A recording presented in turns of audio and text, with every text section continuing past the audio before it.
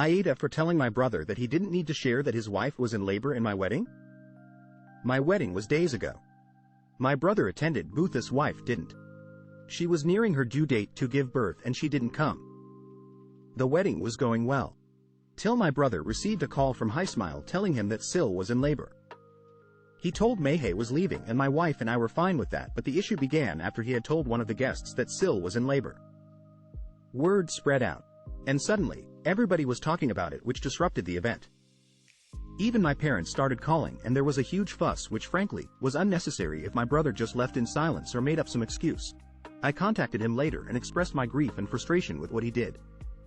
I told him how the news of his wife being in labor disrupted the wedding and caused my wife to feel like her day was ruined. He lashed out asking how any of that was she's fault. I explained how he should have just left or made up some excuse to leave, but he said he didn't mean any harm and that he was in a hurry and worried at the time. He said it wasn't like he announced it and told me I disrespected him by arguing with him about it. We had a big argument. And our parents sided with him and told me to get over myself and are now expecting me to apologize. Edit. I just came back and started reading the comments. First comment: I appreciate the sarcasm, but in all seriousness, I did not expect people to come against me in this matter. I do accept my judgment but still am taken aback a little. AITA for treating a woman like she's an idiot for asking a very dumb question? For people who would say there aren't dumb questions, there are.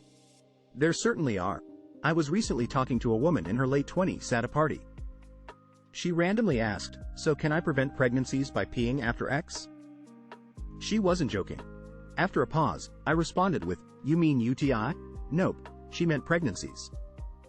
I patiently told her that they're two different organs and sperm doesn't travel up the urethra to fertilize the egg. I could tell she was getting frustrated and she said, "Well, my doctor told me that." I made a face and said, "Then your doc should have his license taken away because he's an idiot." I'm not sure how he got his medical license. She clarified by saying, "Well, he told me that when I'm on my period, my abdominal muscles push out the blood clots when I pee. So why shouldn't I assume the same with sperm?" I immediately said, "WTF, they're not even the same thing, and you do realize that blood clots are much bigger than sperm, right?" She stormed off crying after that and people are telling me I went too far. AITA? AITA for forcing my husband off the toilet? Edit. My husband and I own the apartment, so moving isn't an easy option. However, the apartment has 2 bedrooms plus an office space that's exclusively his, so there's lots of alternative areas besides the toilet that he could use, and does use, to have privacy. Also, he works from home and his hours are shorter than mine, so he does already have alone time to begin with. My husband, 40M, and I, 37F, live in an apartment with only 1 bathroom. In the morning, he spends upwards of 40 minutes going to the bathroom, sitting on the toilet, answering emails, scrolling social media and also, of course, actually using the bathroom. To be very clear, he does not have any IG issues that require that amount of time on the toilet. It is purely a me time thing. The issue is that I too need to use the toilet in the morning. We have virtually the same diet, so it should come as no surprise that I generally have th bathroom at around the same time he does.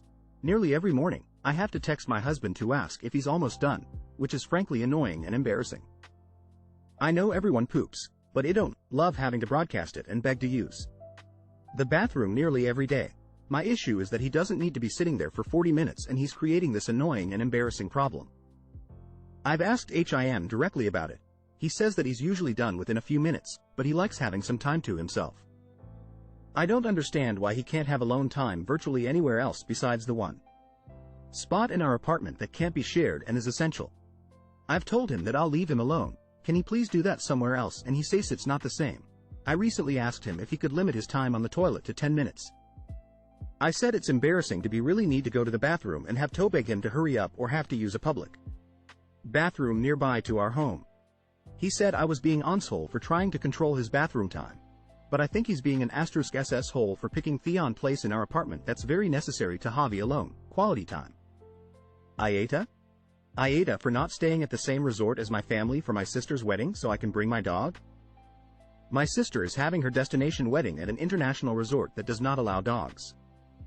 My partner and I want to bring our 10 pounds Maltipoo to a neighboring resort that does allow dogs, like Light Rally a mile away, so that we can be at the wedding.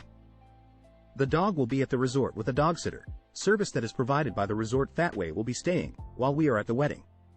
However, my mother is insisting that we leave the dog somewhere, with someone back at home, and that we stay at the same resort so that the family can be together throughout the stay. My sister's resort will only allow us a single day pass for the day of the ceremony if we are not guests of the resort. Honestly, we have been to a family wedding internationally before on a beach island, and spent most of our time individually, with Orsos, spending any family time mostly on just the day of the wedding and the occasional dinner. AITA for keeping my daughter away from my sister-in-law? During the first 4-ish years of my daughter's life, my husband and I had many fights and struggles. At one point he was living with my daughter and his brother for almost 2 years, and we nearly got divorced. My daughter bonded very strongly to his brother's wife. COVID opened my eyes, and my husband and I have healed a lot, and I am repairing my relationship with him and my daughter. I attend sobriety groups and parenting classes. I understand these things take time. However, he continuously brings my daughter to visit his brother and her wife. If you ask my daughter, she'll say her favorite person is her aunt. My daughter can't help this, but my sister-in-law certainly can. She is always calling my daughter my baby, taking her on outings, etc. She will FaceTime my husband just to speak to my daughter. She seems to not want to relinquish the place she took in my daughter's life. A few weeks ago, I took my daughter to get her ears pierced for her birthday. This was supposed to be a special moment for us. It was the same birthday my mom took me. But instead, my daughter started panicking uncontrollably and wanting my sister-in-law. She didn't want to do it without my sister-in-law there. At this point, I decided to put my foot down. I have been trying to decrease the visits and FaceTimes. But now my husband is catching on. I try to explain my daughter needs to spend time with us as a family without outside influences, and she needs to bond with her mother without being confused. He says I am being selfish. I don't see how it's selfish to want to repair my relationship with my child. He says that is as unfair to my daughter, and I explained yes it is, but he is making it 1,000 times worse by not ripping off the band-aid. I have worked so hard to get my family back. Meanwhile, my husband will not even give me an inch. It's frustrating that I am always made out to be the bad guy when all I want is to fix things. AITA? AITA for laughing when my roommate's boyfriend asked me to use less alarms in the morning. My roommate 22F moved in with me 23F about 2 months ago. She been great with exception. Her BF stays the night at our apartment the majority of the week, about 5 to 6 nights. After the first month I spoke with her about how I'm uncomfortable with her BF staying the night all the time, and he can still come over regularly, but if the sleeping over could be reduced to 2 to 3 nights a week I would really appreciate it. She essentially shut me down over it and said that she doesn't see the issue since the majority of the time he stays in her room, so I dropped it. Now onto the new issue. I'm an extremely heavy sleeper and I set multiple alarms in the morning so I can wake up on time. I told my roommate about this early on and she had no problem with it since she too is a heavy sleeper. Apparently her BF is not. A couple days ago he approached me in the morning. He woke up to my alarm and told me to set less alarms because I wake him up hours before he has to be at work.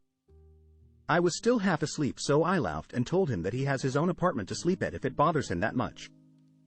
Also, Thass'll only take his request into consideration once he starts paying 1/3 of rent and utilities. He was not happy with that but is now staying more often at his apartment, so I'm not upset at the result. But my roommate is not happy with me because her BF spends less time with her. I was telling my friends about the situation and they told me that I should have been more considerate about my noise level that early, and I was rude for how I handled the situation. AITA for walking out on meeting my brother's girlfriend and telling him I don't care if her feelings are hurt. I can't tell this without saying my real name, so I will just include it. My name is Evangeline. That is my legal name. I don't like being called Evangeline, just a nickname from it. I don't go by Eve, Evie or Eva or any variation of that. I go by Angie and I've always gone by that. With the exception of like appointments and stuff that require me to use my full name, I have always introduced myself as Angie and I have never expressed a desire to be called anything else. Everyone knows me as Angie. I recently met my brother's girlfriend for the first time. I introduced myself as Angie, as did my brother, and she just kept calling me anything but that. I did explain it's short for Evangeline but that nobody ever calls me that. She kept calling me Eve or Eva or even Evangeline. I kept correcting her, just saying it's actually Angie, and I even said with a smile that I get she's probably nervous and it's always nerve-wracking meeting new people. It got to the point where I corrected her so much that it almost felt like she was doing it deliberately, and I found it really rude and IDK about anyone else, but I think it's common courtesy to respect someone enough to at least call them by the right name. She wouldn't stop calling me the wrong name, and it really irked me, so I just said it was Niseto, meet her, but I'm sorry, but I have to go, and just left. My brother is now mad because he feels like I made it clear I didn't like his girlfriend. Apparently her feelings are hurt and he wants me to apologize. I told him frankly, I don't care about how she feels. What about me? I was there for like an hour and she constantly kept calling me the wrong name, and it felt like I was being disrespected, so I left. He is telling me I'm a grown woman and to deal with someone not calling me the wrong name. I just feel that even if she was nervous, why wouldn't she get it even after a few times of me saying my name is Angie? Was I the edit? I only mentioned my full name to make casual conversation and to have like an icebreaker, as I wanted her to feel at ease. I also don't know if it matters, but I'm 27, my brother is 25 and his girlfriend is 22. Edit 2.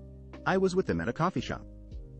It was just us, nobody else, so it's not like she had a ton of names to remember, and maybe she got confused.